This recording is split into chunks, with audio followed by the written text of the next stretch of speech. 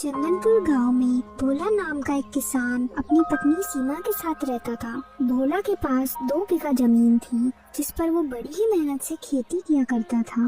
गर्मी का मौसम चल रहा था। ये मौसम हमें क्या क्या रंग दिखाएगा। आज खेतों में गया तो पहाड़ टूट पड़ा, सारे खेत की सब्जियां झुलस गई है। जून के महीने में 1-2 बार तो बारिश आ ही जाती है और नहर में भी इस बार पानी नहीं आया, नहीं तो मैं पानी वहीं से चला देता।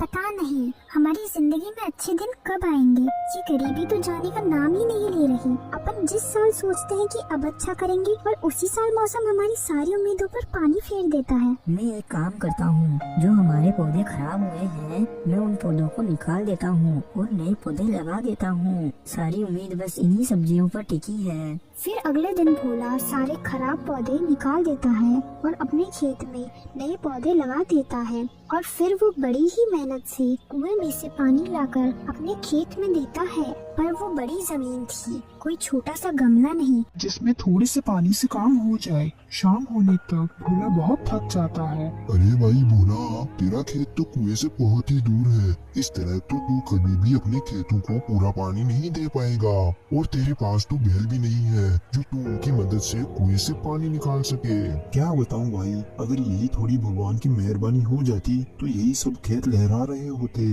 वैसे कितने महीने हो गए बारिश की एक बूंद तक नहीं गिरी। जमीन में बहुत प्यासी है और इस तरह तुम 2 बाल्टी से पानी लाकर खेत में दोगे तो भला ये कैसे गीली होगी। अब तो बस भगवान का ही भरोसा है कि वो बारिश कर दे। गांव में हर किसान को बारिश के आने का बड़ी ही बेसब्री से इंतजार था। जैसे ही हवा से आसमान में 1-2 बादल नजर आते हैं, सब लोग उम्मीद के साथ आसमान की ओर देखते हैं और थोड़ी ही देर में वो बादल गायब हो जाते। फिर सबके चेहरे पर मायूसी छा जाती। फिर एक दिन रात को भोला सो रहा था। उसे सपना आता है कि उनके गांव में बहुत ही तेज मूसलाधार बारिश हो रही है और सभी के खेतों में बहुत सारा पानी भर गया है, जिससे सभी की फसल खराब हो गई है। अरे सीमा, आज तो मैंने बहुत ही खराब सपना देखा। ऐसा क्या देख लिया आपने अपने सपने में जो ऐसा बोल रहे हो? मैंने देखा कि अपने गांव में बहुत तेज मूसलाधार बारिश होती है और इतनी ज्यादा होती है कि अपने खेतों की सारी फसल खराब हो जाती है। अरे तो आप इतना डर क्यों रहे हो? ये केवल एक सपना ही तो था। तभी बादल के गरजने की जोर से आवाज आती है और बारिश शुरू हो जाती है। फिर दोनों पति पत्नी बाहर जाते हैं और देखते हैं कि सच में मूसलाधार बारिश हो रही है और गांव के बाकी सभी लोग बारिश को देखकर बहुत ही खुश हो जाते हैं। भगवान का शुक्र है जो उसने गरीबों की सुन ली है। अब जमीन में पानी जाएगा तो हमारी खेती भी अच्छी हो जाएगी। हाँ सीमा, बस आज पूरे दिन बारिश हो जाए, उसके बाद खेतों में जाकर देखूंगा और अगर आज बारिश अच्छी हो गई तो महीना भर खेतों में पानी देने की कोई जरूरत नहीं पड़ेगी। फिर अगले दिन तक भी बारिश रुकने का नाम नहीं लेती। सीमा, अब मुझे ऐसा लग रहा है कि मेरा सपना सच हो रहा है। कोई बात नहीं, होने दो बारिश, अच्छा ही है। अपने खेतों में अच्छे से पानी जा रहा है। फिर ऐसे ही 2 दिन बीत जाते हैं और बारिश रुकने का नाम नहीं लेती। इतनी मूसलाधार बारिश को देखकर गांव के सभी किसान बड़े ही परेशान थे।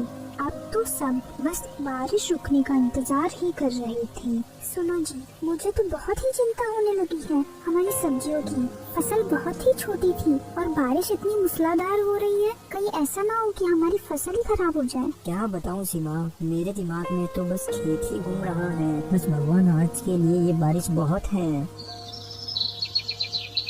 फिर 2 दिन बाद बारिश रुक जाती है तो सभी किसान अपने खेतों को देखने के लिए अपने खेतों की ओर भागते हैं।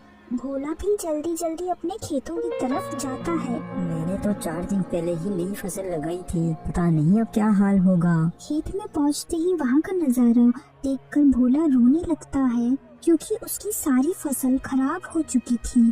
खेतों में पानी लबालब भरा था। फिर ऐसे ही कई दिन बीत जाते हैं।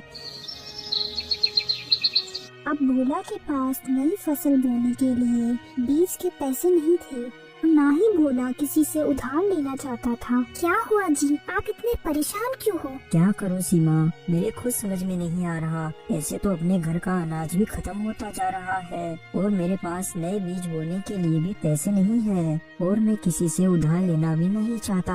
आप इस तरह परेशान मत होइए और जंगल से लकड़ियाँ काटकर गांव में बेच दीजिए। इस तरह अपने घर का गुजारा तो चल ही जाएगा और अपन थोड़ी बहुत बचत करेंगे जिससे आप बीज ले आना। ऐसा ही करूँगा सीमा, क्योंकि ऐसे तो अपन दोनों भूखे ही मर जाएंगे। फिर भोला अपनी कुल्हाड़ी लेकर जंगल की तरफ निकल जाता है।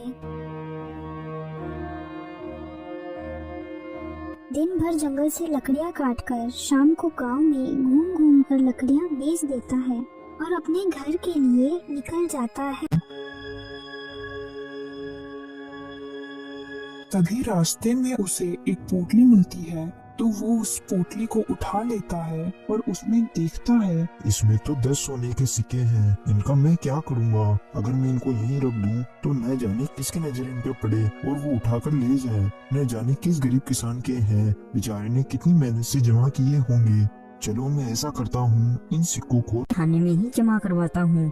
जिसके होंगे वो आकर ले जाएगा और उसको अगर ना भी मिले तो मेरे ऊपर कोई दोष नहीं रहेगा। मैं तो अपने उत्तरदायित्व से मुक्त हो जाऊंगा। लेकिन अभी तो शाम हो गई है और सीमा ने खाना बना लिया होगा। मैं ऐसा करता हूँ, इन सिक्कों को कल सुबह ही जमा कराऊंगा। ऐसा सोचकर भोला अपने घर चला गया।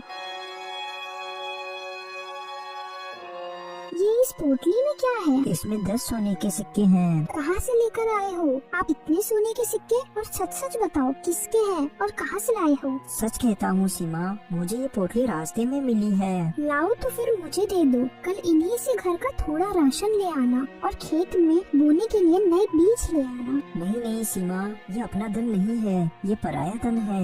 मैं इसमें से एक सिक्का भी खर्च नहीं कर सकता। क्या पता किस गरीब के हैं, बेचारे ने किस लिए जमा किए होंगे। इसलिए मैं कल सुबह जाकर इन्हें थाने में जमा करवा दूंगा। आप आया धन क्यों छोड़ते हो? इन सिक्कों से अपने घर की सारी समस्याएं दूर हो जाएगी। नहीं नहीं सीमा, मैं 10 सिक्कों के लिए अपना ईमान नहीं बेच सकता।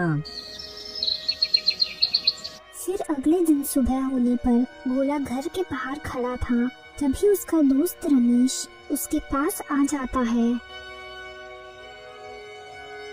बोला, मैं इस समय फसल खराब होने की वजह से बहुत ही बुरा फंस गया हूँ और अब मेरी बुद्धि भी काम नहीं कर रही है, क्योंकि नए बीज लाने के लिए मैं अपनी पत्नी के गहने बेचने के लिए शहर गया था, लेकिन शहर की सुनार की दुकान बंद है। वहाँ के लोगों से पता किया तो पता चला कि वो 5 दिन के लिए बाहर गया हुआ है। इसलिए तुम मेरी थोड़ी मदद कर दो। ज्यादा नहीं, बस 5 सोने के सिक्के तुम मुझे दे दो। इतने में ही मैं अपने घर का गुजारा कर लूंगा और नए बीज ले आऊंगा। 5 दिन बाद मैं सुनार को मेरी पत्नी के गहने दे आऊंगा और तुम्हारे सिक्के तुम्हें वापस दे दूंगा। भोला के खुद के पास भी पैसे नहीं थे, लेकिन भोला किसी की मदद करने से पीछे नहीं हटता था। देखो भाई, तुम यहीं रुको, मुझे देखना पड़ेगा कि मेरे पास पैसे हैं या नहीं। फिर भोला घर के अंदर चला जाता है। सीमा, तुम्हारे पास 5 सोने के सिक्के रखे हुए हैं क्या? बाहर मेरा दोस्त रमेश मांग रहा है। मेरे पास तो कुछ भी नहीं है, ना मेरे गहने ना कुछ। क्यों झूठ बोल रही हो सीमा? अगर तुम्हारे पास है तो दे दो ना। अरे सच में मेरे पास कुछ भी नहीं है। आपने मुझे कब गहने या सोने के सिक्के लाकर दिए थे? फिर मैं क्या बोलूँ अपनी दोस्त से? साफ साफ जाकर बोल दो घर में कुछ भी नहीं है, और अगर आप नहीं बोल सकते तो मैं जाकर बोल देती हूँ। मुझसे तो मना नहीं किया जाएगा, क्योंकि वो मेरे रात दिन का साथी है। तो फिर इतना ही है तो आपकी मर्जी पड़े जो करो। मैं एक बार बोल चुकी हूँ कि मेरे पास कुछ भी नहीं है। सीमा के पास तो कुछ भी नहीं है और मैं अपने दोस्त को ऐसे निराश भी नहीं करना चाहता। मैं ऐसा करता हूँ, कल शाम को जो मुझे 10 सोने के सिक्के मिले मैं से ही 5 सोने के सिक्के रमेश को दे देता हूँ और 5 दिन बाद में थाने में जाकर उन्हें जमा करवा दूंगा। जब तक बेचारे रमेश का तो काम निकल ही जाएगा। मैं तो उन सिक्कों को काम में नहीं ले सकता, क्योंकि मेरे पास तो 5 दिन बाद कहीं से भी कोई रुपए नहीं आने वाले। मैं रमेश को 5 सिक्के दे ही देता हूँ। फिर भोला बाहर जाकर रमेश को 5 सिक्के दे देता है। देखो भाई रमेश, ये सिक्के तुम मुझे 5 दिन बाद कैसे भी करके वापस दे जाना, क्योंकि ये किसी दूसरे आदमी की अमानत है मैं उन्हें आज ही देने के लिए जा रहा था, और अगर 5 दिन बाद ये सिक्के उन्हें नहीं मिले तो मैं कहीं मुंह दिखाने लायक नहीं रहूँगा। भोला की ये बात सुनकर रमेश अपने मन में सोचता है, अरे भोला भाई, क्यों झूठ बोल रहे हो? ये सिक्के तुम्हारे या तुम्हारी पत्नी के अलावा किसके होंगे? फिर रमेश वहाँ से अपने घर की ओर निकल गया।